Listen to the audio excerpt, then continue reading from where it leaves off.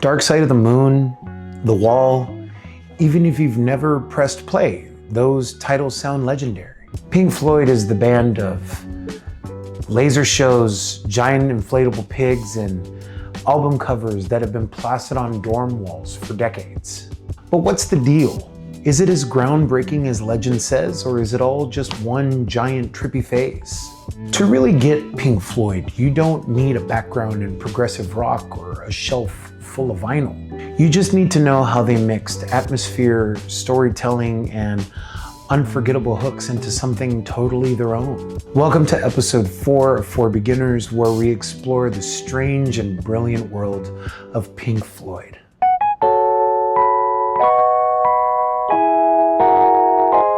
For Beginners. Pink Floyd's story begins in mid-60s London, where a few college friends were more interested in sound than they were in finishing up their architecture degrees. The original spark came from Syd Barrett, the charismatic singer and guitarist that gave the band its name and its early psychedelic direction. His playful, surreal songs defined their first chapter. Backing him were his friends from college, Roger Waters on bass, who would later become the conceptual mastermind for Floyd's biggest ideas, and Nick Mason, the drummer, whose steady pulse held all of the experimentation together. Soon they brought in Richard Wright on keyboards, whose lush chords and textures gave the band its dreamy space-age atmosphere. And when Syd's struggles with mental health forced him to step away from the group, they added David Gilmour, a childhood friend with a soaring guitar tone, who became the voice of Pink Floyd's most iconic years. Together, this group would take a leap from London's underground clubs to some of the most ambitious albums in rock history. Syd Barrett was born in 1946 in Cambridge, England. He was the original guitarist and singer and was the band's creative spark in the psychedelic 60s. His whimsical, surreal songs gave Pink Floyd its early identity before struggles with mental health forced him to step away from the band. Roger Waters was also born in Cambridge, England in 1943. Starting as the bassist, he evolved into Pink Floyd's conceptual mastermind, turning stories into full album-length journeys with sharp commentary on human nature and society. David Gilmour was also born in 1946 in Cambridge, England. A childhood friend of Barrett's, he joined the band in 1968. His voice and guitar tone became the emotional core of Pink Floyd's most important years. Richard Wright was born in 1943 in London. As the band's keyboardist, he layered complex chord structure that gave the band its dreamlike sound. He was a quiet but essential vocalist on many classic hits. Nick Mason was born in 1944 in Birmingham. The drummer and the only member of the band to appear on every single Pink Floyd album. His steady rhythm anchored the band through it all and kept the chaos grounded. If you're new to Pink Floyd, there are a few songs that open the door right away. Start with Wish You Were Here in 1975. It starts like a campfire song with an underlying sadness to it. Written as a tribute to Syd Barrett, their lost friend and original frontman, the song feels like a band reaching out across time to say what words alone couldn't. Then you've got Another Brick in the Wall, Part 2 in 1979. Suddenly, you're not in a dreamy, acoustic world. You're in a schoolyard protest. Roger Waters turned his frustration with strict English schooling into a global anthem. And the children's choir, recorded by Islington Green School, right near Pink Floyd studios, made it unforgettable. It's the closest that Pink Floyd ever came to a pop hit. Comfortably Numb in 1975. This one takes you somewhere else entirely. Roger Waters sets the scene with bleak, detached verses, almost as though he's narrating from a cold hospital bed. And then David Gilmour steps in, and his guitar solo doesn't just lift the song, it tears open the sky. For a lot of listeners, that's the moment where Pink Floyd stops becoming the trippy band and soon becomes the band that they'll never forget. Money in 1973 kicks off with cash registers and coins before dropping into one of rock's most famous bass lines. The groove is in 7/4 time. It's unusual, but it works. And the song's sharp take on greed and consumerism made it their first US hit. Classic Pink Floyd, critiquing on money while also making piles of it.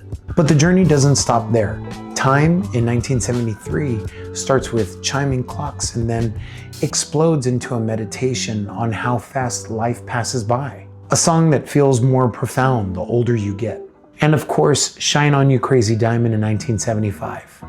9 parts of music, a slow burn that feels like a sunrise. It's their tribute to Syd Barrett, less a song and more of a monument. 9 parts of music that honor him forever. From campfire ballads to funky grooves to epic soundscapes, these are a map into Pink Floyd's world. Each one feels like a different doorway into a strange, brilliant universe. Pink Floyd's albums weren't just collections of songs, they were designed as full experiences. It began with The Piper at the Gates of Dawn in 1967, Syd Barrett's Psychedelic Playground. Strange, whimsical, and a little chaotic, it captured the spirit of London's underground scene in the late 60s. By the early 70s, the band had already reinvented themselves. The Dark Side of the Moon in 1973 turned them into international superstars. With themes of time, money, mortality, wrapped with lush production, it stayed on the Billboard charts, and you're hearing this correctly, for 14 years straight. Then came Wish You Were Here in 1975, a tribute to Syd Barrett and a meditation on absence, loss, and the music industry itself. It's emotional, personal, and one of their most enduring works. Animals in 1977 sharpened their edge. It's a biting critique on the society inspired by George Orwell. It's where pigs, dogs, and sheep became symbols of power and oppression. And finally, The Wall in 1979. It's a full-blown rock opera about isolation and fame, complete with stage shows, film, and anthems like Another Brick in the Wall and Comfortably Numb. Later, records like The Division Bell in 1994 carried Floyd's sound into a new era, but it was these 70s albums that remain the heart of their legacy. Pink Floyd weren't just about the music, their live shows were spectacles. One of their most famous live shows is Live in Pompeii in 1972.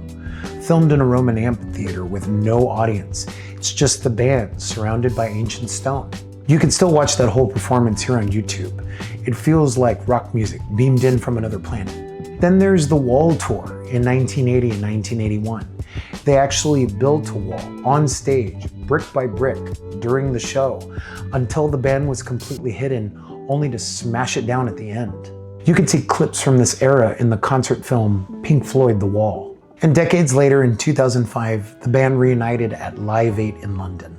For one night, Waters, Gilmour, Wright, and Mason shared the stage again to play songs like Comfortably Numb, a historic moment that fans never thought they'd see, and one that still lives on YouTube to this day. Pink Floyd didn't just make music, they redefined what rock could sound like. They turned albums into seamless journeys, blending tape loops and synthesizers and sound effects in a way that nobody had done before. Their album covers became wall art, their concerts turned into events, and their influence stretched across rock, film, hip-hop, EDM, you name it. And with all that innovation came stories and legends, like the infamous pairing of Dark Side of the Moon with The Wizard of Oz. I've even tried it myself, and yeah, the vibe is unforgettable. But beyond the myth and the experiments, their music endures because it captures something universal. Questions about time, money, loss, and identity, and that never stops being relevant. And that's why Pink Floyd still matters. They weren't just a band of their era, they're a soundtrack for every era, including ours. So that, my friends, is Pink Floyd for beginners. If you've enjoyed this, hit the subscribe button, comment, like, all of that stuff helps out the channel. Next time for episode 5, we're heading to sunny California, where we're going to be covering the Beach Boys. See you next time.